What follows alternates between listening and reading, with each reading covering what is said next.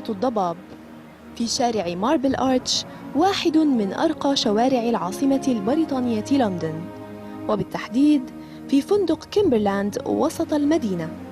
أقامت 4 شقيقات إماراتيات مع أطفالهن وإخوتهن. كانت رحلة سياحية روتينية، ولم يخطر ببالهن أن النهاية لن تكون اعتيادية البتة، وأنها ستكون ملطخة بالخوف والهلع والدم، ناهيك عن الاضطراب الأمني والإعلامي والدبلوماسي إثر ما سيحدث لهن. بعد رحلة تسوق في شوارع ومتاجر لندن الشهيرة، عادت الشقيقات إلى الفندق لينعمن بنوم هانئ.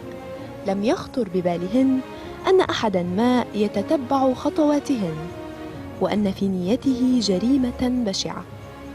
حدث كل شيء بسرعة، وكأنما هو مشهد مروع من أفلام هوليوود الشهيرة في التسلل لاقتناص الضحية.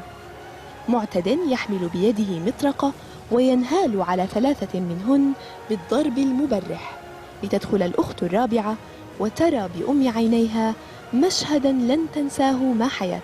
بدأت الصحف اللندنية والغربية بتناقل الخبر، وضجت شبكات التواصل الاجتماعي بتغريدات التضامن والدعاء عبر هاشتاغ إماراتيات لندن، والكل ينتظر أن يقبض على الجاني وتشفى جراح الشقيقات المنكوبات.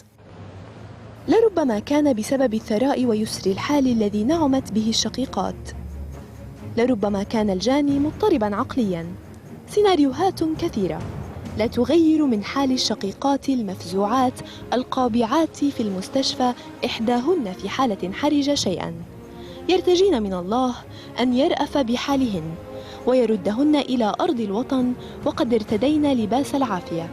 إلا أن إحقاق الحق والعدالة يقع على عاتق الشرطة البريطانية التي تواصل تحقيقاتها اليوم، وقد اعتقلت بالفعل 4 من المشتبه بهم على أمل العثور على الجاني.